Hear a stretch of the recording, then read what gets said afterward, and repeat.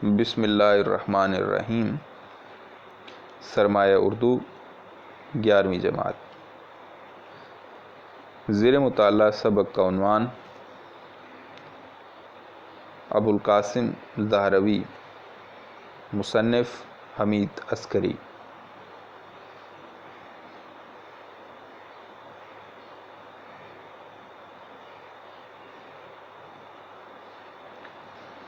اندلس کی اسلامی سلطنت کے بعض نامور سائنسدان بلا شبہ اپنے اپنے فن میں مہارت تامہ رکھتے تھے، لیکن اس دور کی سب سے عظیم شخصیت جس کے کمال کا لوہا صدیوں تک اہل مغرب مانتے رہے، ابوالقاسم خلف بن عباس زہروی ہے۔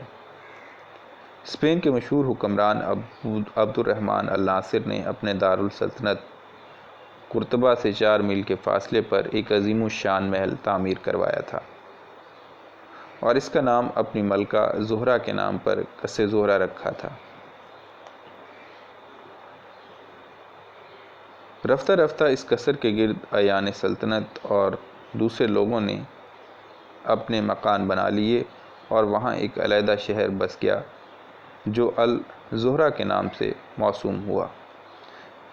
یہی ذیلی شہر ابوالقاسم خلف بن عباس کا مرزبوم تھا، اور اسی شہر کی نسبت سے زہروی کا لقب اس کے نام کا جزو بن گیا ہے۔ ابوالقاسم زہروی کے آباء و اجداد اندلس ہی کے رہنے والے تھے۔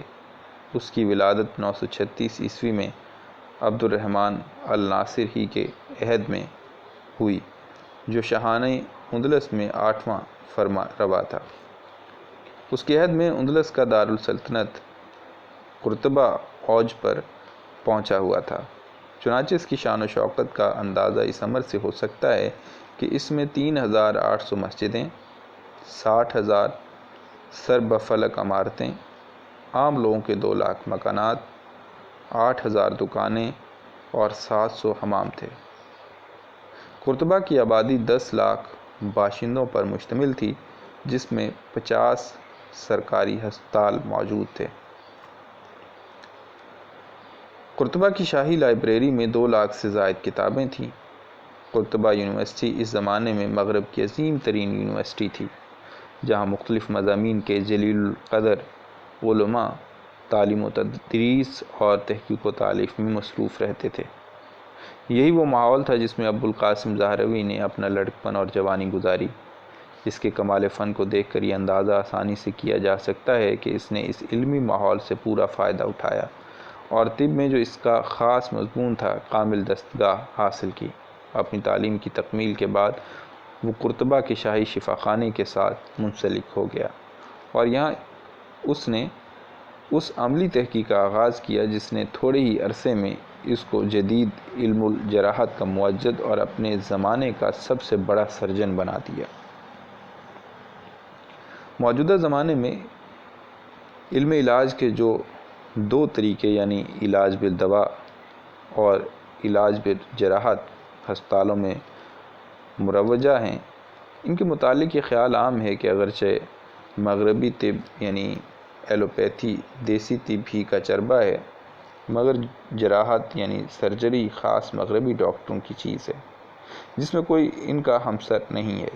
لیکن اس خیال کے پھیلنے کی وجہ محض یہ ہے کہ ہمارے عوام اسلامی دور کے عظیم سرجن ابوالقاسم زہروی کے نام اور اس کے کاموں سے واقف نہیں، ورنہ یہ حقیقت ہے کہ زہروی ہی وہ عظیم شخصیت ہے جس نے اہل یورپ کو سرجری کے فن سے روشناس کرایا۔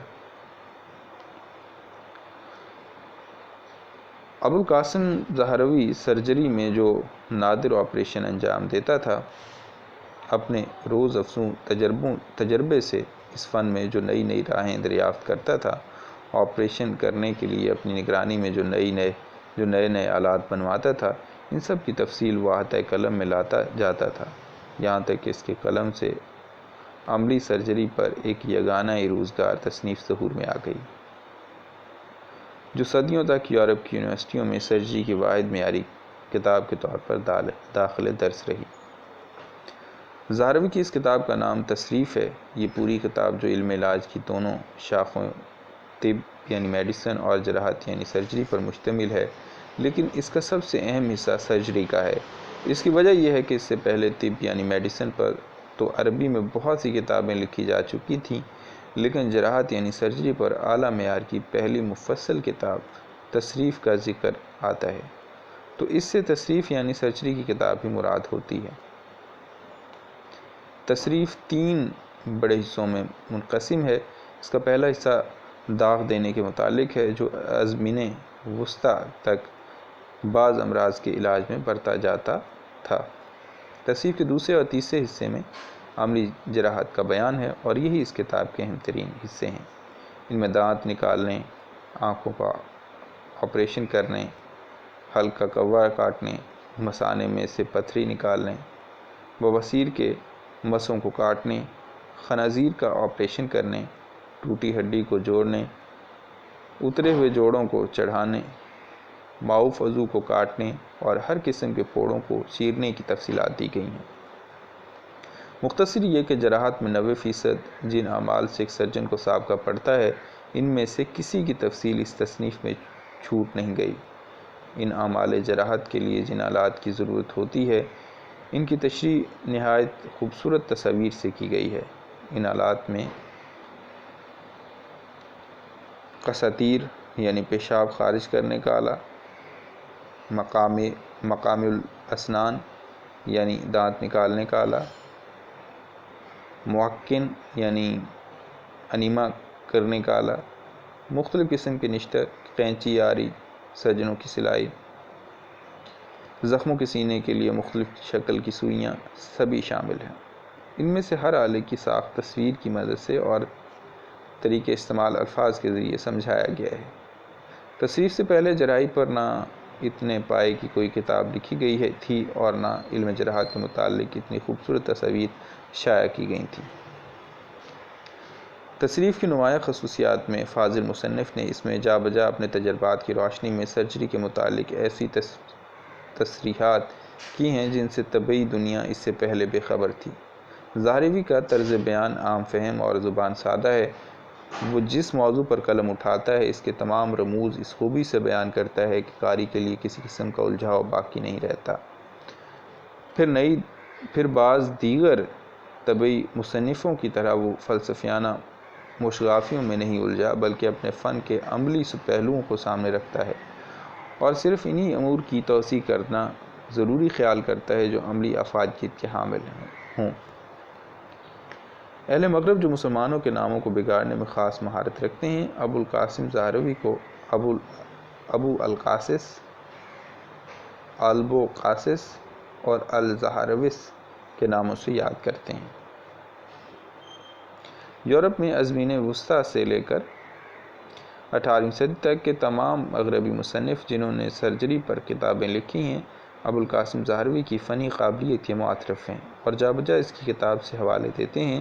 ان میں سے بعض نے تو صاف طور پر اس امر کا اظہار کیا ہے کہ فن جراحت میں زہروی ایک استاد کامل کی حیثیت رکھتا ہے، اور اہل یورپ نے ابتدا سرجری میں جو کچھ حاصل کیا ہے وہ صرف زہروی ہی کی بدولت ہے۔ زہروی کی کتاب تصریف صدیوں تک یورپ کی تمام بڑی بڑی یونیورسٹیوں میں داخل درس رہی، اور مغرب کے سرجن اس کتاب کے مندرجات کو سند کے طور پر استعمال کرتے رہے۔ تصریف کا لاطینی ترجمہ سب سے پہلے وینس سے 1497 میں شائع ہوا۔ اس کے بعد اس کا لاطینی ایڈیشن، جس میں عربی کتاب کی اصل تصویریں بھی نہایت آب و تاب سے چھاپی گئی تھیں، 1541 میں باسل میں طبع ہوا۔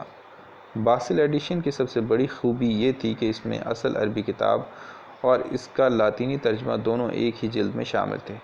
یورپ میں اس کتاب کی مقبولیت 19ویں صدی کے آخر تک بھی باقی تھی۔